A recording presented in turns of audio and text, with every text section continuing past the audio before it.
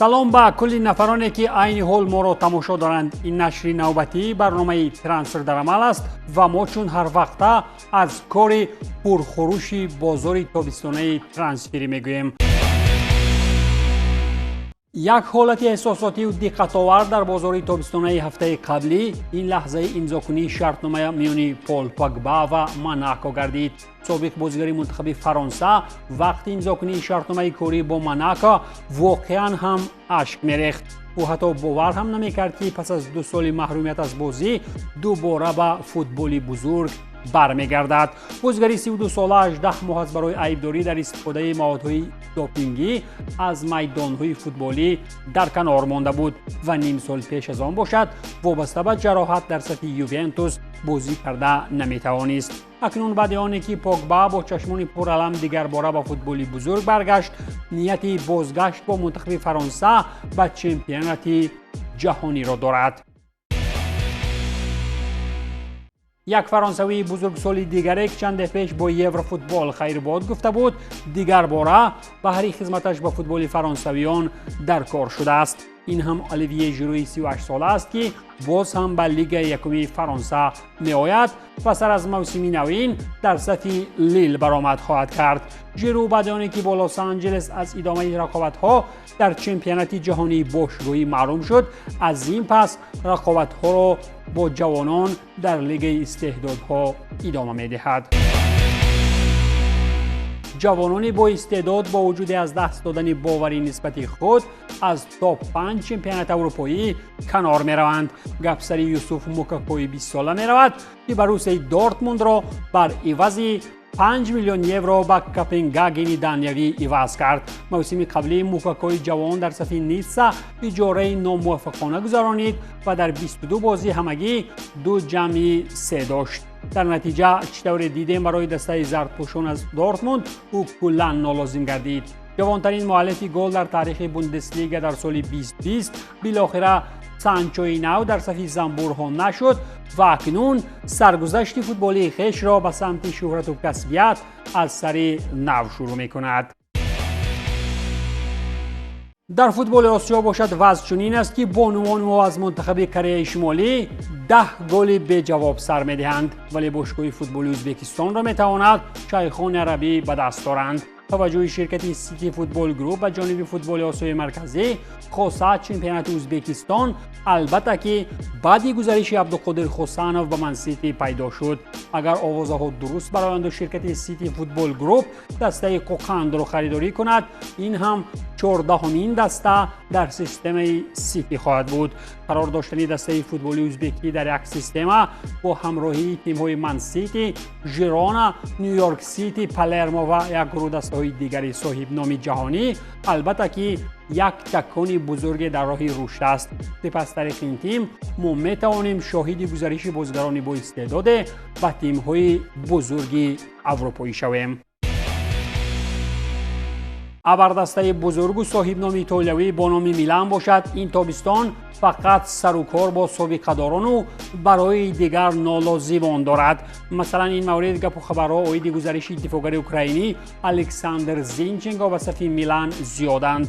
гуфта мешавад ки гуфту шунидҳо оиди харидории Зинченко бар ивази 20 миллион евро идома доранд ва украинӣ бояд ки Тево Эрнандесро дар даста иваз кунад. ба қавли Карьеро дело Спорт, агар масъалаи таъинкунии маоши нав барои дифоъгари Арсенал роҳи ҳалли худро пайдо намояд, мо бозигари мунтахаби Украинаро бо пироҳани рассанариҳо мебинем.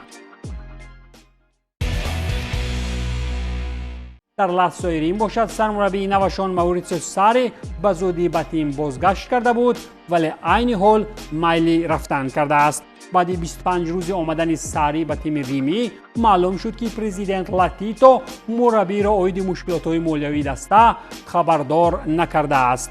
ҳамин тавр Латсио то моҳи январ бозигарони навро сабти ном карда наметавонад ва ин албатта ки ба нақшаҳои сармураббӣ халал ворид месозад. агар кор ба зудӣ роҳи ҳаллашро пайдо насозад, пас метавон гуфт ки Латсио дар миёнаи тобистон ба ҷустуҷӯи мураббии нав мебарояд. ولی برای رامان و موسولینی نبیره راهبری معروف ایتالیا زمانی جنگ دوم جهان کلاً فرقی ندارد که به لاتزیو کی میآید و از آنجا کی میرود، زیرا این نبیره 22 ساله موسولینی بزرگ بعد اجاره موفق در سری بی در صف یووستابیو به لاتزیو برمیگردد.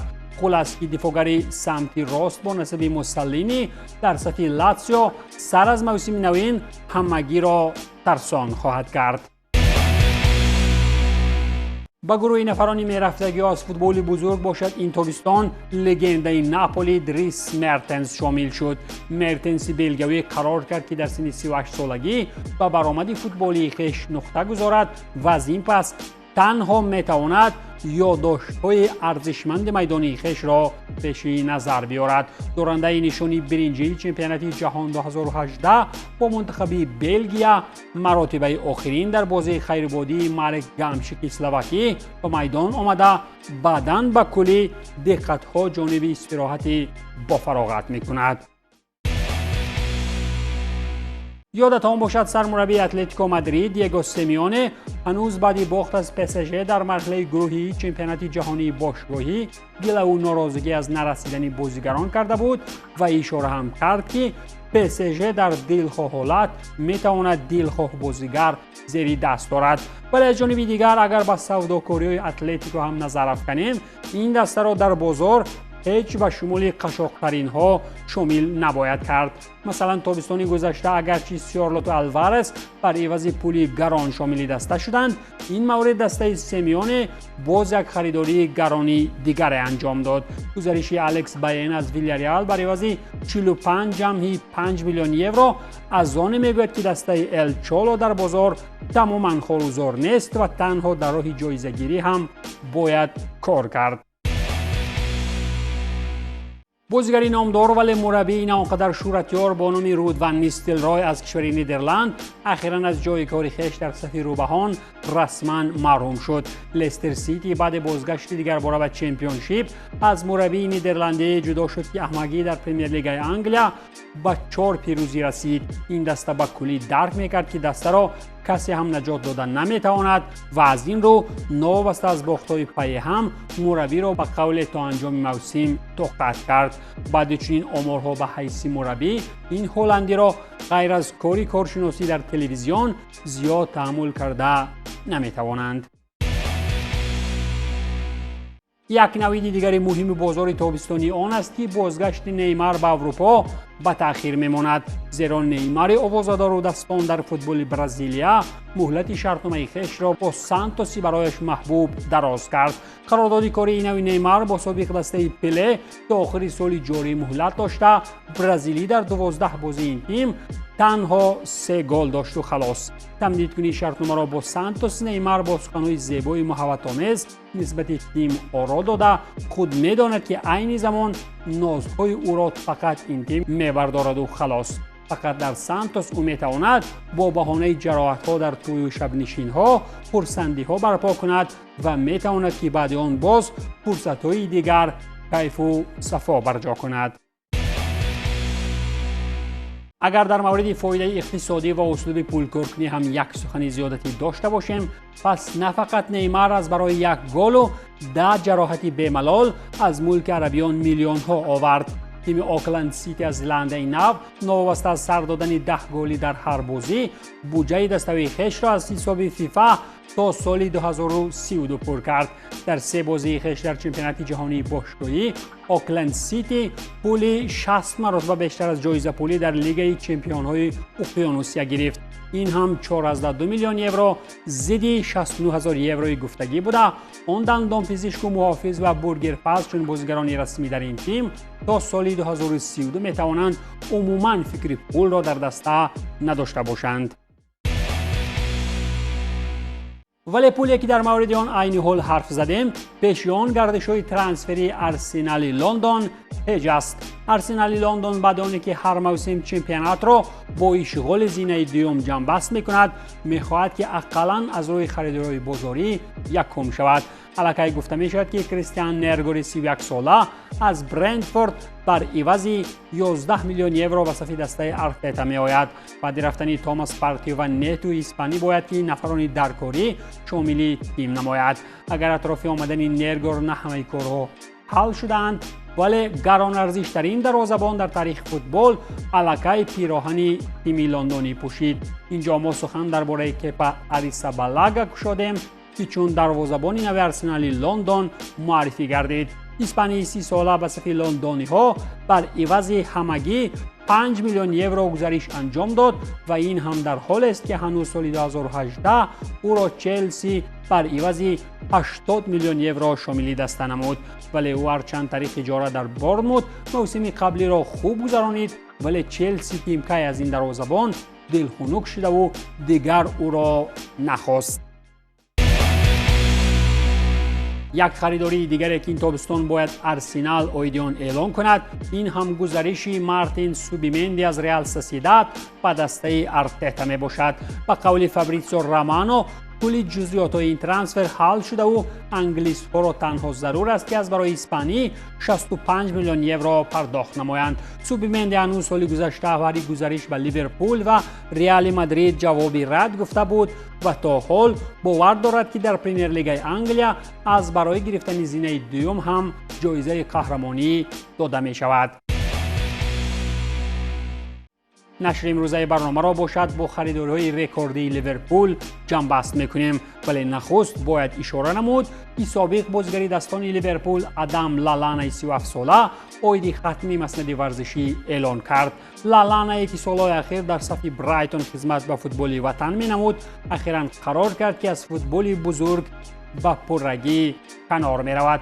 با لیورپول لالانا غالب پرمیر لیگ انگلیا، لیگ چمپیون ها، سوپر جام اروپا و چمپیونات باشگاهی جهان شده بود. خلاص او دارد خاطره های رنگین فوتبالی که می تواند سالیان زیاد قصه به نبیرگان و نزدیکان نماید. یکی از خریدارهای دسته ارن سلات برای آینده سازی باشد. این گزارشی میلاش کرکز از بورنموث برای عوض 40 میلیون پوند استرلینگ می باشد که چون تاپ ترانسفری نوبتی دوران ارن سلات دانسته می شود. با گزارشی کرکز از بورنموث به لیورپول می توان گفت که برای اندرو رابرتسون هم یک رقیب ارزنده در کنار خط دفاع پیدا شد و اکنون باید که لیورپول در موسم نو در راه دفاع قهرمانی تواناتر شود. ولی گزارش فلاریان ویرتس به صف لیورپول با ارزش رکوردی البته که عنوان ترانسفر اساسی تابستانی را گرفت. بایر لیورکوزن از فروش نیم حمایتگر جوانی خویش 150 میلیون یورو گرفت و این خریداری هم در تاریخ پرمیر لیگ انگلیا گرانترین دانسته شد. خریداری گردیدن نیم حمایتگر 22 ساله آلمانی از جانب دسته ارن سلات همچنین بعد گزارش‌های نیمار و امباپه در تاریخ فوتبال سومین گرانترین شد. در حالی که کرکس و ویرتس به دسته سلات آمدند، لیورپول همچنین نیت خریداری مارک گخی از پلس را بعد فروش جارد کوانسا برای عوض 30 میلیون یورو به بایر دارد. همچنین پیشنهاد 100 میلیون یورو با جمیلو و پولی ها و نیوکاسل یونایتد از برای الکساندر ایساک می تواند باعث رکوردگذاری ترانسفری دیگر از جانب لیورپول شود. عجیب این است که موسم گذشته سلات بدون صرف کردن یگان تنگه در ترانسفری تابستانی صاحب عنوان قهرمانی در پرمیر لیگ انگلیا گردید. ولی موسم نوین بعد چنین رکورد زنی ها وقتی بازاری کنی مگر که کلی جایزه های فوتبالی را صاحب می شده باشد. این بود پایان برنامه ترانسفر در عمل. تنسیت و پولدار باشید.